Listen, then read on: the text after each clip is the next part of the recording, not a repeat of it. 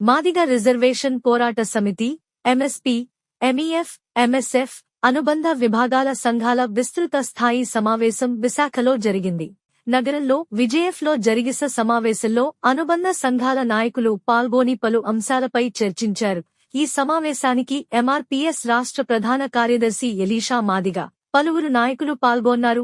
జిల్లాల కొత్త ఇన్ఛార్జీలుగా నియమితులైన రాష్ట్ర ప్రధాన కార్యదర్శి ఎలీషా మాదిగ భవిష్యత్ కార్యాచరణపై అనుబంధ సంఘాల నాయకులతో చర్చించారు. గ్రామస్థాయి నుండి ఎంఆర్పీఎస్ మరియు అన్ని అనుబంధ విభాగాలను పటిష్టం చేయడం, ఆవిర్భావ దినోత్సవాలను ఘనంగా నిర్వహించడంపై చర్చించారు.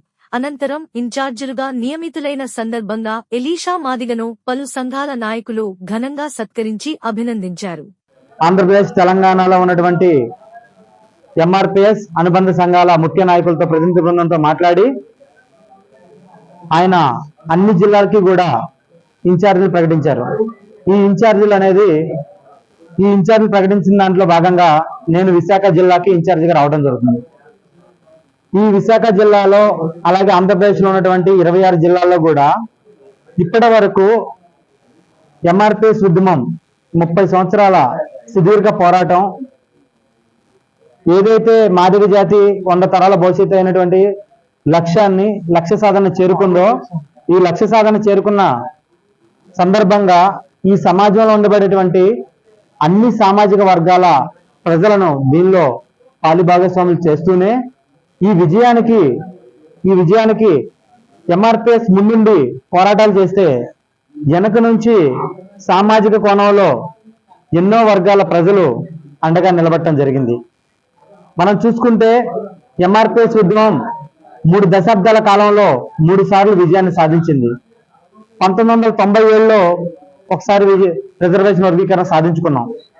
2000 నుంచి 2004 వరకు రిజర్వేషన్ ఫలాల్ని సాధించుకున్నాం. కొన్ని వేల మందికి ఉద్యోగాలు, అలాగే విద్యా ఉద్యోగ రంగాల్లో అవకాశాలు రావటం జరిగింది. మళ్ళీ కోల్పోయిన తర అనంతరం కూడా పద్మశ్రీ మందాకృష్ణ మాదిగ గారు ఎక్కడా కూడా వెన్ను చూపని పోరాట పడడంతో ఆయన పోరాటం చేస్తూనే వచ్చారు. 2024 ఫిబ్రవరి 6, 7, 8 తారీఖులో జరిగినటువంటి సుప్రీంకోర్టులో జరిగినటువంటి విచారణ అనంతరం సుప్రీంకోర్టు తీర్పుని వెలువరించింది ఆగస్టు నెలలో. ఆ సుప్రీంకోర్టు ఇచ్చినటువంటి తీర్పుకు అనుగుణంగా ఈరోజు తెలంగాణలో, ఆంధ్రప్రదేశ్లో అలాగే చాలా రాష్ట్రాల్లో కూడా రిజర్వేషన్ల వర్గీకరణ జరుగుతూ ఆ ఫలాన్ని మనం అందుకునే క్రమంలో ఉన్నాం. కాబట్టి ఎంఆర్పీఎస్ 1994 జూలై 7వ తారీఖున ఉద్యమం మొదలైన నాటి నుంచి ఈనాటి వరకు కూడా సుదీర్ఘంగా లక్ష్య సాధన కోసం పోరాటం చేస్తూనే వచ్చింది. ఈరోజు విజయాన్ని సాధించాం. మనం ఈ 30 సంవత్సరాల కాలంలో జూలై 7న 30 సంవత్సరాలుగా ఎన్నో జెండా ఆవిష్కరణ కార్యక్రమాలు, ఎంఆర్పీఎస్ ఆవిర్భావ దినోత్సవాలు జరుపుకుంటూనే వచ్చాం. కానీ ఈ 2025 నాటికి, ఈ సంవత్సరానికి చాలా ప్రాధాన్యత ఉంది. ఎందుకంటే ఇదే 2025 సంవత్సరంలో రిజర్వేషన్ల వర్గీకరణ సాధించుకొని ఫలితాలు అమల్లోకి వచ్చే సంవత్సరంగా ఈ 2025ని గుర్తించాల్సి అవకాశం ఉంది. అలాగే చూసుకుంటే మాదిగ జాతి ఒకనాడు మేము మాదిగలో అని కూడా చెప్పుకోలేని పరిస్థితి నుంచి ఈరోజు ఒకనాడు మాదిగలు అంటేనే ఆత్మనున్నతికి భావిస్తూ మేము క్రిస్టియన్స్ అనో హరిజన్లు అనో చెప్పుకునే పరిస్థితి. ఈనాడు ఇక్కడ చూసుకుంటే వైజాగ్లో కాదు, ఈ చాలా చుట్టుపక్కల ప్రాంతాల్లో, చాలా జిల్లాల్లో కూడా హరిజన వాడని, అరుంధతి వాడని ఇలాంటి పరిస్థితులు ఉన్నాయి. ఆనాడు పేరు కూడా చెప్పుకోలేని, కులం పేరు కూడా చెప్పుకోలేని పరిస్థితి నుంచి ఈ రోజు భారతదేశ వ్యాప్తంగా మాదిగలకి పతాక స్థాయిలో ఆత్మగౌరవాన్ని తీసుకొచ్చింది. అంటే మొన్న 2025లో రాష్ట్రపతి చేతుల మీదుగా మాన్యశ్రీ మందకృష్ణ మాదిగ గారు పద్మశ్రీ అవార్డు అందుకున్నారు. ఆయన అవార్డును అందుకోవటం ఢిల్లీలోనే ప్రెస్ మీట్ పెడుతూ ఈ పద్మశ్రీ అవార్డు పురస్కారం అనేది నాకు వచ్చింది కాదు, యావత్ మాదిగ జాతికి ఆత్మగౌరవాన్ని తెచ్చింది. అలాగే ఈ సమాజం మొత్తం కూడా మాదిగ జాతికి అండగా ఉన్నందుకు ఈ సమాజానికి నేను అంకితం చేస్తానని అన్నగారు మాట్లాడారు. అంటే ఈ 30 సంవత్సరాలు మాదిగ జాతి 100 తరాల భవిష్యత్తు కోసం పద్మశ్రీ మందకృష్ణ మాదిగ గారు పోరాటం చేస్తుంటే ఈ సమాజంలో ఉండబడేటువంటి ఎన్నో వర్గాల ప్రజలు పార్టీలకు అతీతంగా, కులాలకు అతీతంగా వాళ్ళు అండగా నిలిచారు. కాబట్టి ఈ 2025 జూలై 7న జరగబోవు ఎంఆర్పీఎస్ 31వ ఆవిర్భావ దినోత్సవాన్ని ఈ విశాఖపట్నంలో ఉన్నటువంటి అన్ని గ్రామాలలో, అన్ని వార్డుల్లో కూడా కొత్తగా దిమ్మలను నిర్మించాలి. అలాగే పాతగా ఉన్నటువంటి దిమ్మల్ని కూడా ఆధునీకరణ చేసి వాటిని జూలై 7 నాటికి సిద్ధం చేయాలనేది అన్నగారి ఆదేశాలు. ప్రతి గ్రామంలో కూడా ఈ దిమ్మల నిర్మాణాలు, నూతన దిమ్మల నిర్మాణాలు, కొత్త దిమ్మల పాత దిమ్మల ఆధునీకరణ చేస్తూ ముందుకు కొనసాగాలి. అలాగే ఎంఆర్పిఎస్ రేపు ఇప్పటి వరకు కూడా 30 సంవత్సరాల ఉద్యమం మాదిగ జాతి ఉన్న తరాల భవిష్యత్తు నుండి రిజర్వేషన్ వర్గీకరణ కోసమే కృష్ణమాది గారు పోరాటం చేశారు. ఆ లక్ష్యాన్ని సాధించారు.